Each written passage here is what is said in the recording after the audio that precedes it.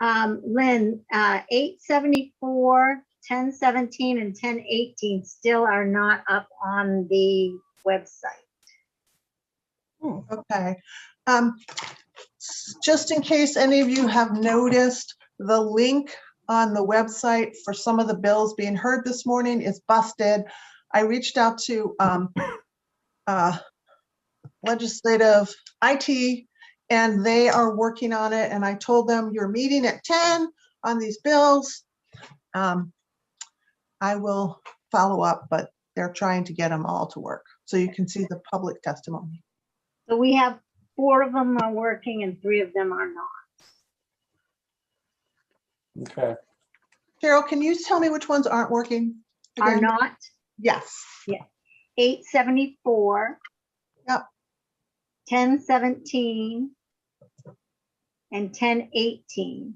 And thank you, Representative Reisman, for letting us know that. Can you hear me okay? Yeah. Out there? Okay. Yes, you're welcome. Thank you. Well, we can still do the public hearings on this, or you want, right? I don't think that holds this up since these bills are all essentially the same. Yeah. So, good morning, everyone. Are we live?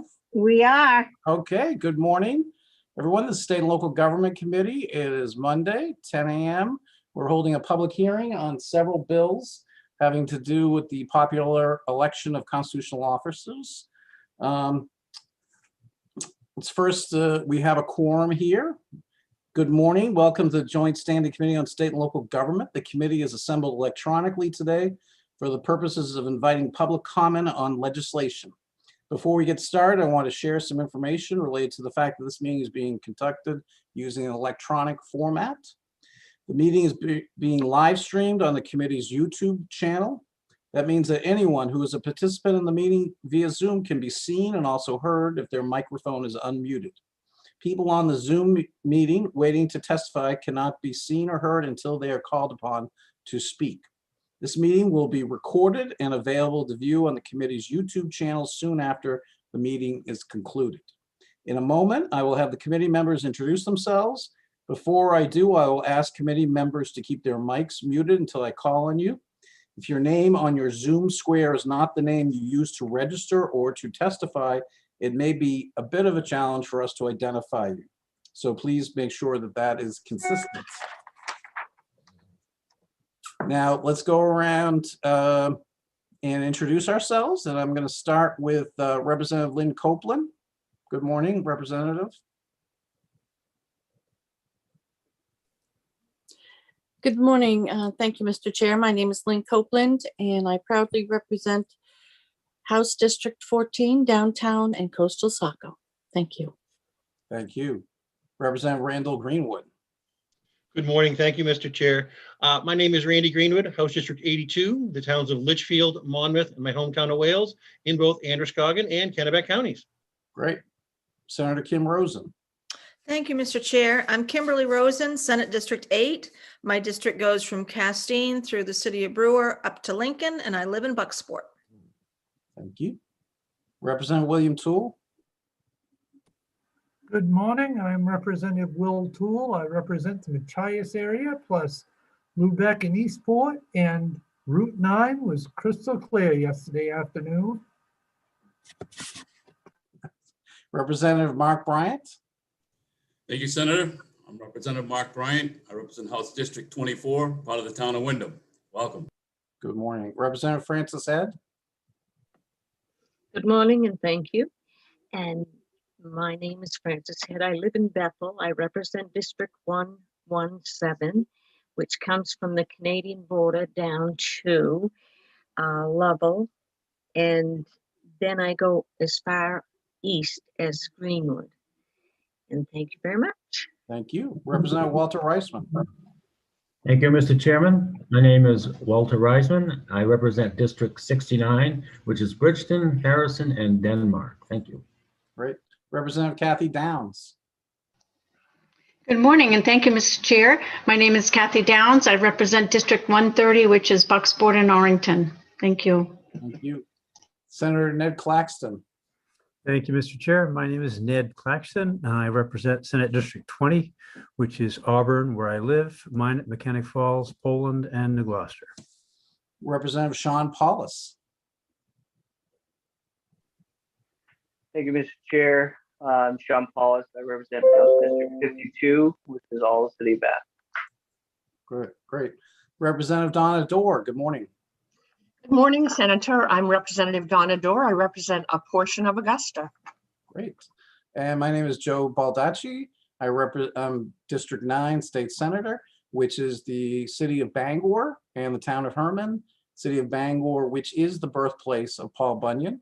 Just want to let know I had a debate a few days ago with people from Minnesota and Washington who try to claim Paul Bunyan, but I just want people to know that Bangor is the rightful birthplace. Representative Matlack, you have your hand up. Just wanted to introduce myself. Oh, I'm sorry. My name is Ann Matlack. I represent House District 92, which includes the communities of Cushing, Thomaston, South Thomaston, St. George, Matunicus, Creehaven, and the Muscle Ridge Islands. Thank you, Co-Chair Matlack. I apologize, my oversight. This format is new to all of us, and we expect there will be unforeseen glitches, as you've seen, and mistakes. Please be patient. We're doing our best, and we all learn as we go along. A reminder to members of the committee about the Zoom chat function. This function is not to be used for substantive discussions by anyone. You should know that the chat window can be viewed by any person taking part in this meeting as a participant. Participants include members of the committee, staff, and any member of the public during the time they have been promoted to participant for the purpose of providing testimony to the committee. All questions of persons testifying will be made through the chair. For each bill being heard today, I or my co-chair will call on sponsors, co-sponsors, and co-sponsors to speak first. When called upon, you will be promoted from attendee to participant. After presentation by sponsors and co-sponsors, we will call on members of the public based on how they registered to testify. For the bill, against the bill, or neither for nor against the bill, but wishing to provide information. When you are called upon, I will ask you to state your name, your place of residence, and the organization you represent, if any. And after you're done speaking, and there are no more questions from members, I or my co-chair will return you to attendee status and call upon the next person to testify. Let's see. I will open the public hearing on LD 733. Representative Matlack, when we're doing the public hearing on LD 874, I'll be turning over the reins to you since that's my bill. Is Senator Timberlake here? Yes, I am. Good morning, Senator. Good morning. The screen just went blank and then come back up. I thought I was in trouble, Senator. No, not at all. We appreciate you joining us this morning, and you are the leadoff bill. Good morning. You are the leadoff bill, and you have the floor, Senator. Yes. Good morning, Senator, and Senator Baldacci, Representative Matlock, and distinguished members of the Joint Standing Committee of State and Local Government. I am Jeff Timberlake. I represent Senate District 22, which includes the towns of Durham, Greene, Leeds, Litchfield, Sabattis, Turner, Wales, and Wayne. It's my pleasure to be here to present LD 733 resolution, proposing an amendment to the Constitution of Maine to require constitutional officers to be elected by a statewide election. As you may be aware, this proposal has been presented with bipartisan support in the past. It is a measure that is long overdue, as I believe. Maine should align with nearly every other state and offer our citizens a voice in who is best available to serve them in our most important state level offices. I do not need to explain to you the enormous responsibilities held by the Secretary of State, the Attorney General, and the Treasurer. It is important that more than the 186 members of the legislature weigh in on this selection. According to the National Conference of State Legislatures, Maine is one of 3 states whose Secretary of State is elected by their legislature, and only one of 4 states where the legislature elects the state treasurer, and Maine is the only state where the legislature elects the Attorney General. The time of being an outlier should come to an end. For decades, folks who have been elected to these positions are former legislators or those who have been heavily involved with campaigns or political activities of the majority party at the time. It's time we become more transparent. These three offices should serve the entire state and not appear to only serve the senators and representatives who elected them. Now, I'm not in any way suggesting our constitutional officers do not perform their duties in a nonpartisan way.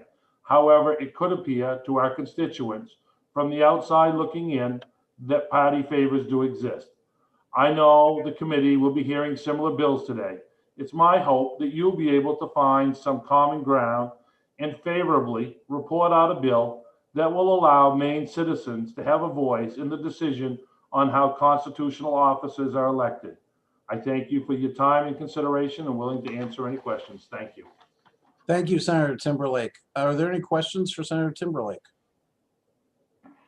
Okay. Hearing none. Are there co-sponsors of this bill that are present that wish to speak? Cheryl? I do not see any, no. Okay. Senator Timberlake, as you know, we have a variety of companion bills. So we're going to continue on a public hearing on the same theme. I think the next one is my bill, which is exactly the same as your bill.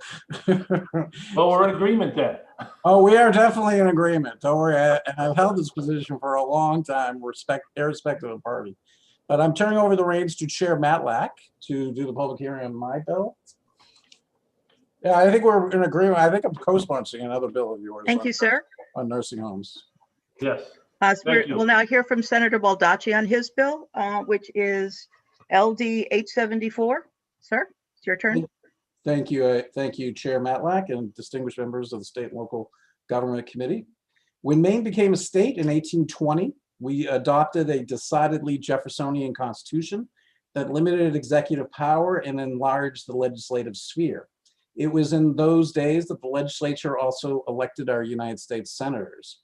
A century later, that practice ended. It is now 2021, and it is time to let the people decide all of their own leaders and to allow for the popular election of our constitutional officers and the state auditor. These are public offices, not positions in a political party, and regardless of which party is in control, the popular election of these officers does not favor any party over another. It merely favors that the public will choose and that the people are the deciders. 43 states elect their own attorney general, 36 states elect their own secretary of state, 35 elect their own treasurer, and those states that don't elect it, it's almost always an appointed position by the governor and confirmed by the respective state senates. Encouraging a more wide open, competitive political environment instead of one that is more insular and concentrated is not only in keeping with the best traditions of our country, but will actually strengthen our system and enhance these offices' abilities to directly communicate with the public on urgent and critical issues and be held accountable to the public and to the legislature. In a phrase, it is honestly time to let the people decide. I'm happy to answer any questions. Thank you, sir. Representative Toole, you have a question, sir. Thank you, Madam Chair. And I guess my one question in regards to electing the state auditor, that is in this bill, if that is in this bill, do you Correct. feel that that is more of a professional position, or why do you feel the auditor should be elected, I guess is my question. Well, I think the same principle as the others, but I guess they're all professional positions, if you will. I mean, being an attorney general, pretty much requires that you got to be a lawyer, and they all, I don't think just being a professional position means that it should not be elected. But I feel strongly about at least the constitutional officer parts of it. I understand your concerns about the auditor, and maybe that's something we can talk about, but I think historically these three offices are very important. And I voted for all of the people that are currently our officers and proudly do so and think that they're doing great. But this issue is nothing to do with who's holding the office at an individual time. I felt this way for a long time from just a pure citizen and a democracy standpoint. And so I think it's an important issue in the long term. And I thank you for that. I know the auditor is kind of in a different kind of a category in some Right. ways. So that's the only reason I asked that. Thank Yeah, you. no, that's fine. I'm open to discussion on that one. Representative Reisman, do you have a question, sir? Yes, thank you, Madam Chair. My question is about the state auditor again. In looking at the proposed legislation, all the other offices, treasurer, attorney general, et cetera, have a provision, I believe, for vacancy. Do you have, I don't see anything in the legislation that refers to that. Do you have a comment on that? Yeah, I didn't include legislation. It wasn't directed toward the issue of vacancies, but obviously we could discuss that in a work session. I mean, in terms of any kind of holes that need to be filled in. I was just looking at the election issue. But you're probably correct. It probably needs to be addressed. I haven't reviewed the statute recently. Okay, well, I guess we'll look forward to that in the work session. Thank you, sir. Representative Dorr, do you have a question, ma'am? I do. I just wondered if we had ever elected an attorney general in the state's history that wasn't a lawyer. Just curious.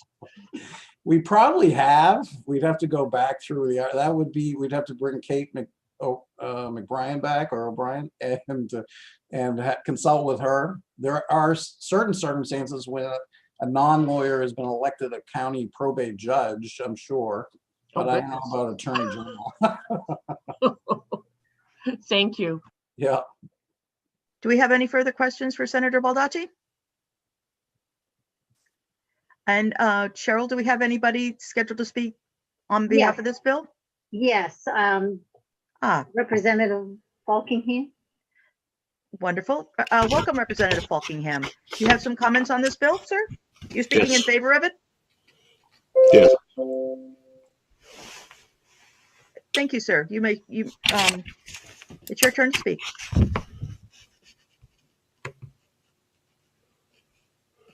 Okay. Sorry, is it just me, or is there a way to put this on gallery screen, or is that just on mine? It must be on yours. I can see everybody else on mine. Okay. I'll get it figured out before I come up for the next one. Okay. Before I begin my testimony, I would just like to make a quick point of clarification on the question that Representative Toole had. And in this legislation, the question says, do you favor amending the Constitution of Maine to provide that the Secretary of State, the Treasurer of the State, and the Attorney General be elected by the people biennially in the same manner as members of the Senate and House of Representatives? Then in the summary, it says this resolution proposes a constitutional amendment that provides for direct popular election beginning in 2022 of the Secretary of State, the Treasurer of the State, and the Attorney General biennially in the manner currently provided for senators and representatives. So the auditor is not in there.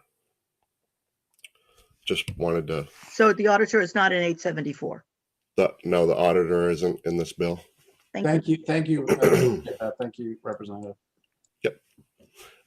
So good morning, Senator Baldacci, Representative Matlack, and members of the Committee on State and Local Government. I am Representative Billy Bob Falkingham, and I am here to speak in support of LD 874, a resolution proposing an amendment to the Constitution of Maine to require the popular election of Maine constitutional officers. This is a great bill. It has co-sponsors from 3 political parties. I think that speaks to how broadly it is supported. That support is even greater outside the legislature. Let the people of Maine decide who fills these positions. In some cases, a single caucus of the 4 legislative caucuses could, and most often does, decide who wins the election. Winning winning a statewide position by getting the votes of 80 or 90 people in the legislature, often choosing one of their own, seems hardly like a fair way to elect someone to these important positions. This bill proposes to group all constitutional officers in one bill, which is a fantastic idea. I urge the committee to give this bill a unanimous ought to pass vote. I would also ask the committee to pass the bills that you will see after this that address these positions individually as well. Should there be a difference of opinion in one or more of these positions, that way the concept doesn't die because all the eggs are in one basket. Thank you for your time and consideration. I will answer any questions you may have. Thank you, sir.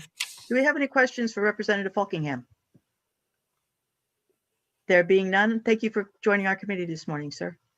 I'll see you in a couple minutes. Pardon me? You're going to hang out with us for a little while?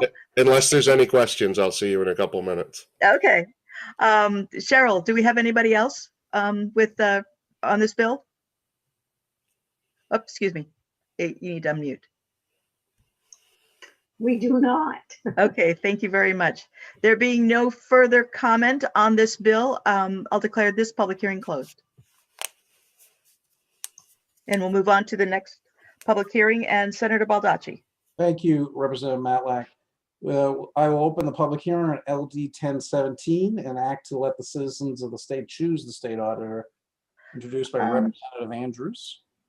He's not, my apologies. I understand that Representative Andrews is not in the queue right now. Correct. He is testifying on other bills. Okay, we can come back. Will he be back? I was going to say, will he be back later? Should we hold for him? He, let's see, he said, I am triple booked for public hearings this morning. I submitted written testimony, and I am a co-sponsor of Senator Baldacci's similar bill. I'll do my best to try and make the Zoom after criminal justice and DLA. There's no guarantee that I will make it, though. Okay. So what I can do is read the bill, if that's okay with the committee, so that we can still have a public hearing. Is that acceptable? Certainly. Okay, LD 1017, an act to let the citizens of the state choose their state auditor, presented by Representative Andrews of Paris, Maine. So be it enacted by the people of the state of Maine as follows. Section 1.5, Section 1, 5 MRSA, Section 241, first paragraph, as amended by Public Law 2013, Chapter 16, Section 1, is further amended to read, the state auditor is the head of the office of the state auditor. The state auditor must be a certified public accountant or a college graduate with not less than 6 years of experience as a professional accountant or auditor, including not less than 5 years of auditing experience, of which not less than 4 years must have been in a supervisory capacity. Until 2024, the state auditor must be elected by the legislature by a joint ballot of the senators and representatives in convention and hold office for a term of 4 years or until a successor is elected and qualified. Beginning in 2024, the state auditor is elected every 4 years in the same manner as is the governor. If a vacancy occurs, the governor shall appoint a successor who is subject to confirmation in the same manner as justices of the Supreme Judicial Court. The state auditor shall exercise the powers and perform the duties set forth in this chapter. Summary, the bill provides for the popular election of the state auditor every 4 years beginning in 2024. That's the bill. Any questions, any comments? Okay. We do have somebody from the public who will be speaking on this. Sure. Mr. Capron? Okay, Mr. Capron, welcome. Good morning. Ken Capron from Portland, Maine. You're Mr. Capron, you're kind of muffled. Still muffled? Oh, now there's an echo. You can hear me now? No, you're still low.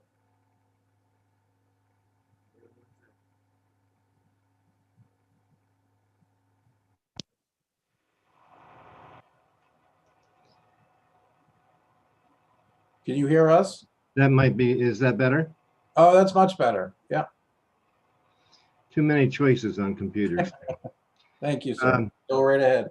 Yeah, Ken Capron from Portland, Maine. I'm a retired CPA, and I wanted to mention in looking at this, I'm not really for or against the proposition, and certainly electing a state auditor would expand the horizons from whom you choose. But the problem is that the problem that we have right now is that the state auditor is not a CPA right now. So if you're going to have an elected state auditor, you've got to make sure there's some way to sort out who is and who is not a formal CPA, and stick by that law or eliminate that law. So my basic point is that if you're going to have an elected state auditor, there needs to be some way to validate that that person is actually eligible to be. And I think the same goes for other constitutional officers. To have an attorney general who's not a lawyer would be almost a wasted vote. So that's all. That's the point I'm trying to make, is keep the qualifications forefront, because auditing is a very, very specific type of profession. It requires a very specific mindset, and not just anybody can do the job. Thank you. Okay. Any questions or comments, Mr. Capron? Okay, thank you, sir. Any other people wish to speak on this item? No. Then I will close the public hearing on LD 1017. I will now open the public hearing on LD 1018, and I will do the same thing and read the pertinent portions of the bill. Just a second.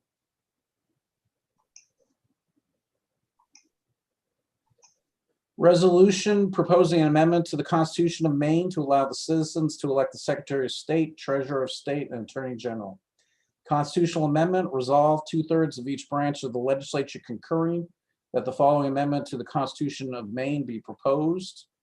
Constitution, Article 5, Part 2, Section 1 is amended to read, Section 1, election. Secretary of State shall be chosen by popular election on the same date and the same manner as provided by this Constitution for the election of senators and representatives. Constitution, Article 5, Part 2, Section 1-A is amended to read, succession to the Secretary of State, to the office of Secretary of State.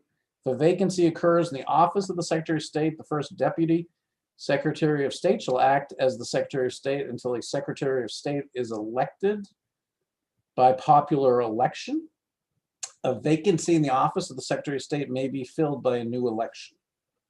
Constitution, Article 5, Part 3, Section 1 is amended to read, Section 1, election. The treasurer shall be chosen by popular election on the same date and in the same manner as provided for by this Constitution for the election of senators and representatives.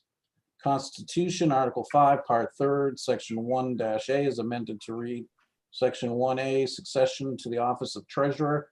If a vacancy occurs in the office of Treasurer of State, the Deputy Treasurer of State shall act as the Treasurer of State until a Treasurer of State is elected by popular election. A vacancy in the office of Treasurer of State may be filled by a new election. Constitution, Article 9, Section 11 is amended to read, Section 11, Attorney General. The Attorney General shall be chosen by popular election on the same date and the same manner as provided by this Constitution for the election of senators and representatives. The vacancy in said office may be filled by appointment by the governor, subject to confirmation as required by this Constitution for justices of the Supreme Court. Constitutional referendum procedure, form of question, effective date. Resolved that the municipal offices of this state shall notify the inhabitants of their respective cities, towns, and plantations to meet in the manner prescribed by law for holding a statewide election at a statewide election held in the month of November, following the passage of this resolution, to vote upon the ratification of the amendment proposed in this resolution by voting upon the following question. Do you favor amending the Constitution of Maine to provide that the Secretary of State, the Treasurer of State, and the Attorney General be elected by the people biennially in the same manner as members of the Senate and the House of Representatives? The legal voters of each city, town, and plantation shall vote by ballot on this question and designate the choice by a cross or check mark placed within the corresponding square below the word yes or no.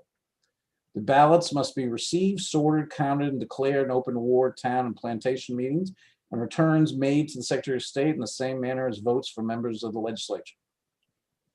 The governor shall review the returns. If it appears that a majority of the legal voters are cast in favor of the amendment, the governor shall proclaim that fact without delay, and the amendment becomes part of the Constitution of Maine on the date of the proclamation.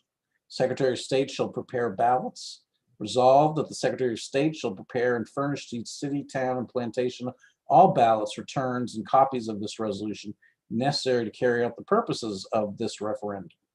Summary: this resolution proposes a constitutional amendment that provides for direct popular election beginning in 2022 of the Secretary of State, the Treasurer of the State, and the Attorney General biennially in the manner currently provided for senators and representatives.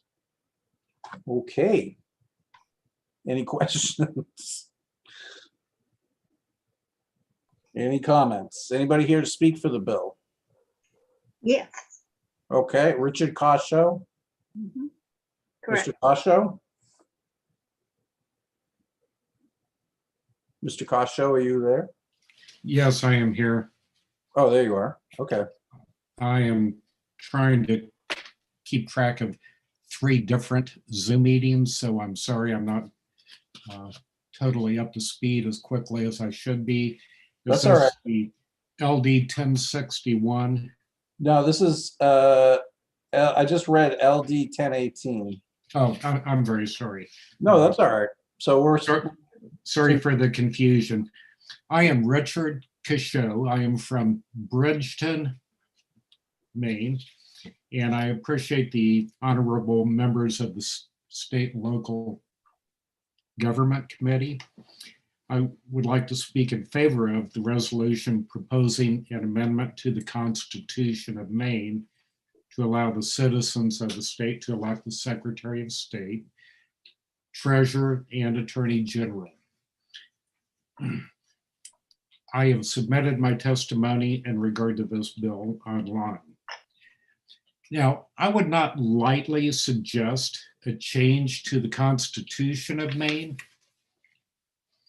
but I strongly believe this change is required for Maine to move forward successfully. It is time for Maine voters to have a greater voice in these state offices. Providently, every Mainer of voting age is afforded a vote and a voice in our great constitutional republic. Maine voters should be allowed to freely vote on these critical state offices. In the United States, secretaries of state are freely elected by popular vote in 35 states. Treasurers are freely elected by the public in popular elections in 38 states.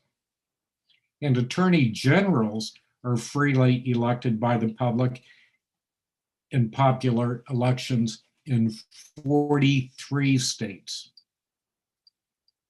It is time for Maine to join in the progressive majority and allow Mainers their vote on these important state offices. By supporting this bill, we will give more Mainers a greater say in their government, become more engaged in the business of the state, and become more politically involved, all of which is better for our society. I strongly urge this committee to vote ought to pass on LD 1018 the resolution before us. Thank you very much for your time. I'm Richard Cachot of Bridgeton. Are there any questions? Any questions for Mr. Cachot? Thank you, sir. I see none. We will go on to the next LD, which I think our Representative Fockingham's. I'll just pull up the LDs again. Okay, so does anyone have an objection if I open the public hearing for LD 1056, LD 1057, and LD 1058 and do those all at one time? Does anybody have any objection to that? Okay, I hear no objection. So we open the public hearing for LD 1056, 1057, and 1058. Representative Fockingham, you have the floor. You're on mute, though. Good morning, Senator, and thank you for putting those all together. I was actually about to request that I be permitted to do that. So I am prepared to present all three of those bills at the same time. Great. Good morning, Senator Baldacci, Representative Matlack, and members of the Committee on State and Local Government. I am Representative Billy Bob Fockingham, and I am here to present LDs 1056, 1057, and 1058, proposing an amendment to the Constitution of Maine to provide for the popular election of the Attorney General, the Secretary of State, and the Treasurer of State individually. The current method for electing these positions is a relic of the past and does a poor job of including the voices of Mainers in the process.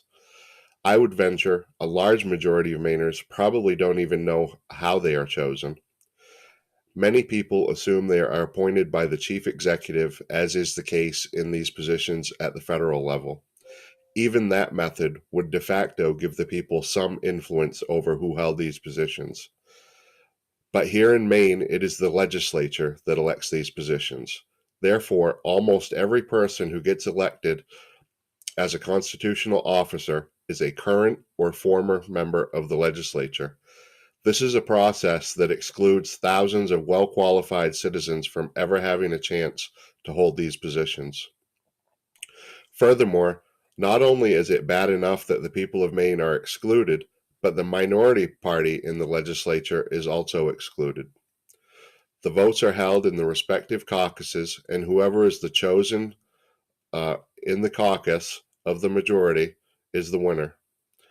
There are show votes on the floor of the joint session, but the decisions have already been made. This further makes a mockery of our legislature. It is long past time to turn these choices over to the people of Maine. Let these decisions be made in a statewide vote where candidates will need to appeal to the people of Maine, not partisan caucuses. The biggest voting bloc in Maine is our unenrolled voters. When you combine those with libertarians, Greens, and other small parties, does it seem fair to let partisan caucuses continue to hire people from the inside? This proposal has the support of Democrats, Republicans, Libertarians, and unenrolled. Let's give the power to the people and vote ought to pass on LD 1056, 1057, and 1058. The reason I have submitted these bills separately is so that one doesn't fail passage because of the other. Some legislators may agree on some but not all of these positions. Please give all three a unanimous committee report of ought to pass. Thank you for your time. I will answer any questions you may have. Thank you, Representative Fockingham. Any questions for Representative Fockingham? Let's see. Okay, Senator Claxton, you, and then Representative Toole. Thank you. Thank you for bringing these forward, Representative Fockingham. I noticed the auditor is not part of that list. Did you give some thought to including the auditor in these bills? I support the auditor bill that Representative Andrews put in, but I did not feel strongly enough to sponsor that bill myself. For me, these three are the most important. the auditor is supposed to be a professional licensed CPA. There may be some difference of opinion on that. I think that electing it through a statewide vote would probably be a better option than having the legislature do it. But there's certainly more conversation to that position, and that's why I sponsored the 3 that I did. And would you be amenable to a description of the qualifications to serve in these positions? Adding that to your bills? Adding the qualifications to serve? Yes, yeah.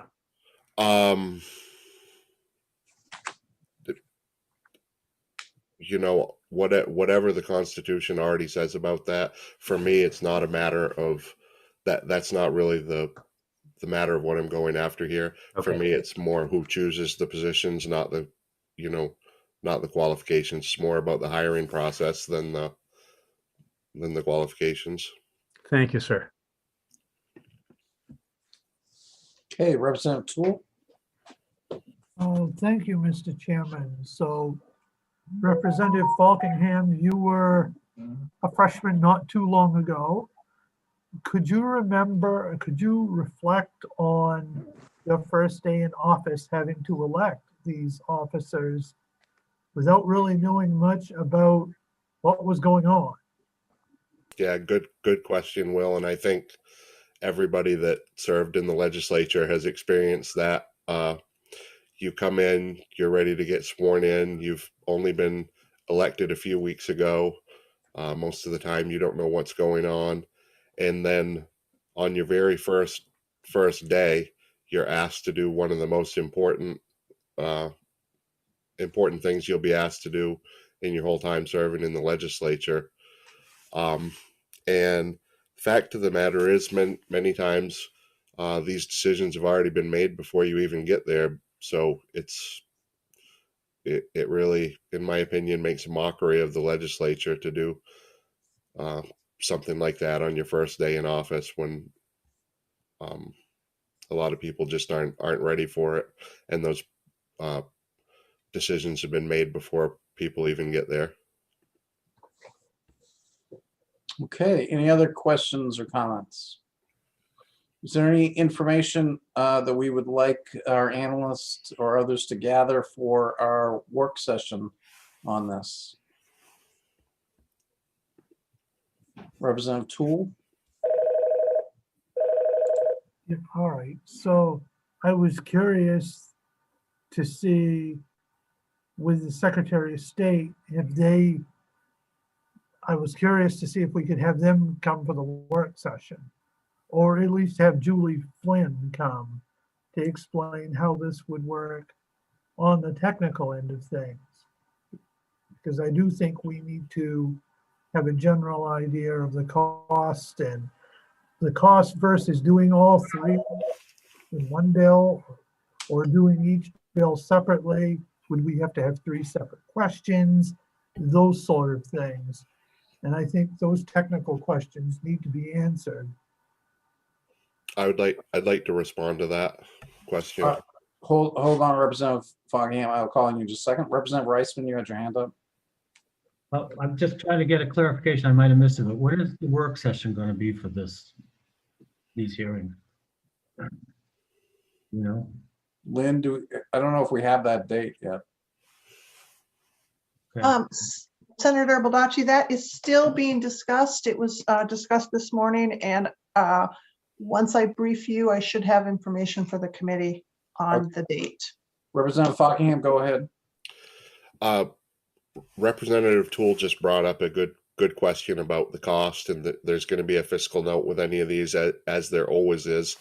I think it brings up a good point to consider as well, that when you get the fiscal note, usually the fiscal note on a constitutional amendment is going to be $172,000. But also take into account that this year you had a problem that would be solved by passing one of these bills, because we had the current Secretary of State ran for senator and used I believe it was around $76,000 of clean elections money to run for her election, and then didn't get sworn in because she ended up running for Secretary of State in the method that we have now and winning that. So essentially that $76,000 of clean elections money was pretty much spent for no reason. And then we had another Senator race. Baldacci, Then I we think the had- question time right now is for the folks on the committee. Okay. Yeah, the question is for, the Please, sir, question is please, about sir, the Mr. top. Falkingham. Mr. Falkingham, you're not on the committee, so if there are other members of the committee who would like to offer consideration or ask questions that our analyst needs to consider, but Well, I don't think this is the opportunity for political statements. Thank you. Okay. It's not a political statement, as the Representative. Senate, hold on, everyone. Hold on. As the Senate chair, I called on Mr. Foggingham. Mr. Foggingham, do you want to finish your remarks? Because I called on you. You have a right to conclude your remarks. This is not a political statement. This is just germane to the bill, Right. because But the point that I'm making is that if we move this to a statewide vote, that election would take place during the November election when the other election has, and then that you won't have people that have already ran for an election running in it again. Okay. Representative Greenwood, you have your hand up. Yeah. Representative Falkingham was able to finish his statement and answer, and that took care of my question. Thank you. Okay. Is there any questions from members of the committee or information that people want for the work session? Representative Copeland. Thank you, Mr. Chair.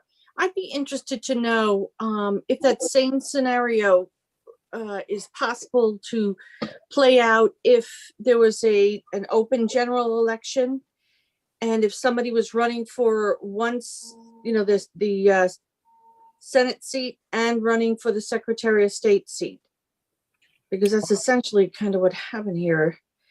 Right. I think I just want to be clear that we're gonna have at the work session we can respond to these, but my issue right now is simply, is there information? Is that a question you want to address at the work session? Is that correct?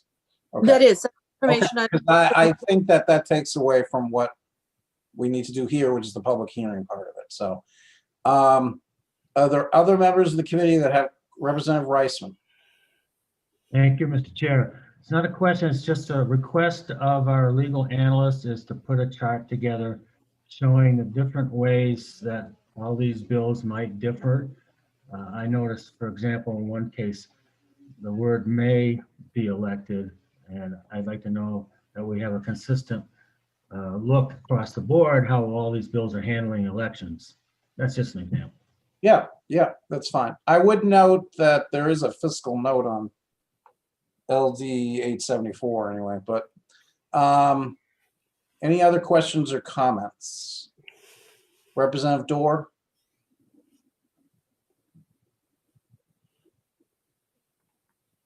There we go, Senator. Thank you. I couldn't get unmuted. Having worked for the Secretary of State for many, many, many years, I know that there have been individuals as Secretary of States that have not been senators or representatives. So I just wanted to throw that out. Yep, that's a fair point. I think, yep, okay. And any other questions or comments for the public hearing part of this? Okay, seeing none, I close the public hearing on LD 1056, 1057, and 1058. Thank you, Representative Falkingham and others who spoke today. Lynn, now that we've closed, do we have language review issues, or you're on mute right now?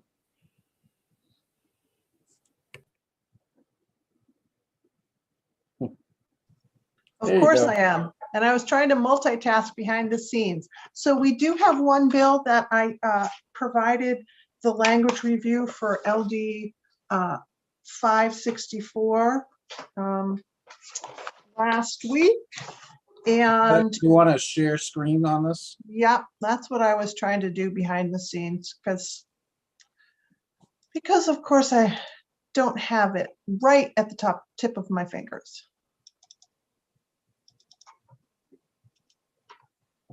Okay.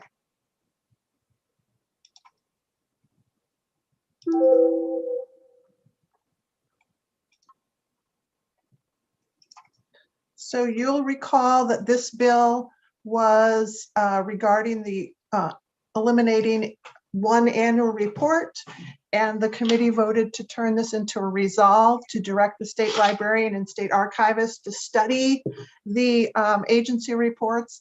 And I shared this. So this was an all new language that I drafted up in response to the committee's vote. And so it says in section 1 that the librarian and archivist will work together to study potential cost savings. It requires them to, this part here, it says the goals of providing public access to the reports and publications and preserving the reports and publications for archival purposes. So that was a goal, 2 goals that I heard the committee discuss. The librarian and archivist will provide a report to the committee by January 15th of 2022. I think I just covered that up, which basically identifies the reports, the cost that the agencies incur currently to provide print, the number of copies provided, and whether or not the copies, or excuse me, the report is already available online for the public. The section 2 says that agencies and departments must provide information to these 2 entities upon request so that they get information if they need it. And then the section 3 says a report and that the committee may report out legislation. So again, this was shared with you last week, and I believe I emailed it to you. So unless, if this looks good, then I can have it ready for reporting out. But again, it was all new language, so you may want to tweak it. Okay, what is the, can we go back to the regular screen?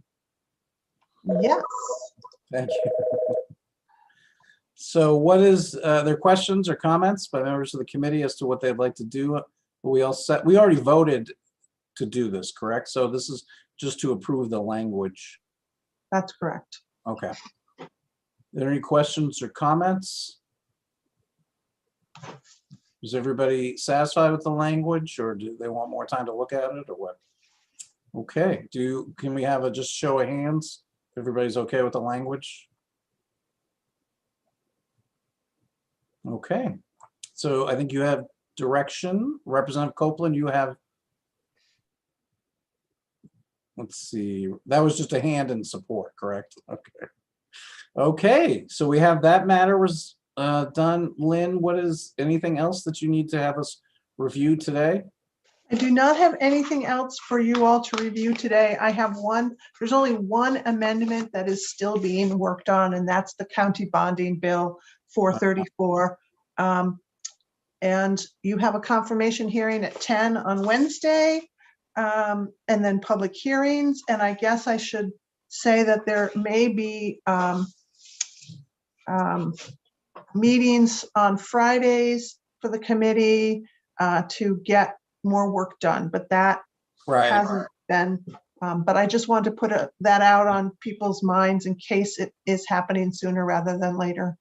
Right. I apologize on getting to the chairs leads meetings this morning, but I wanted to mention, and we can discuss it later, Representative Riley would like to go first on his bill because of scheduling conflicts, but we don't have to decide that now. I just wanted to let people know it's an issue, and I can talk to Representative Matlack and Senator Rosen and Representative Toole, figure that out, but I just want to let people know that there was a scheduling request. I'm assuming that would have to come after the confirmation. Probably going first. Okay. Okay, does anybody else have anything they want to discuss? Representative Copeland. Thank you, Mr. Chair. I just wanted to, I don't know who else on this committee works full-time, but I do. And if we could make Monday and Wednesday work more efficiently, or start earlier or go later, rather than add another day out at my day job, I would be very much in favor of that. So noted and well received. Any other questions or comments? Representative Tool? Yes, and thank you, Mr. Chairman. So looking the next few weeks ahead, the 2 weeks from today is a holiday. We're losing that Monday. We are also going to be losing the 28th as to a session day. And we lost a day last week for a potential session day. So I think at some point we're going to have, as much as nobody wants to work on a Friday here, we're going to have that at some point. So, because we are we're not as far along as anybody would like us to be, any of us would like to be. So I just think we're going to have to do that as much as nobody really wants it. Okay, well, Representative Matlack? Yes, excuse me. Yes, we did discuss adding Fridays to our calendar, but I agree with Representative Copeland that working longer, having perhaps an afternoon session, public hearings in the morning and work sessions in the afternoon might be more helpful than adding Fridays. So I think we should look at that also. Okay. I appreciate any member of the committee wish to make a comment about scheduling? Okay. I think I'll take a motion to adjourn. So moved. And second, and we are adjourned. Thank you very much. We will see each other on Wednesday. Thank you.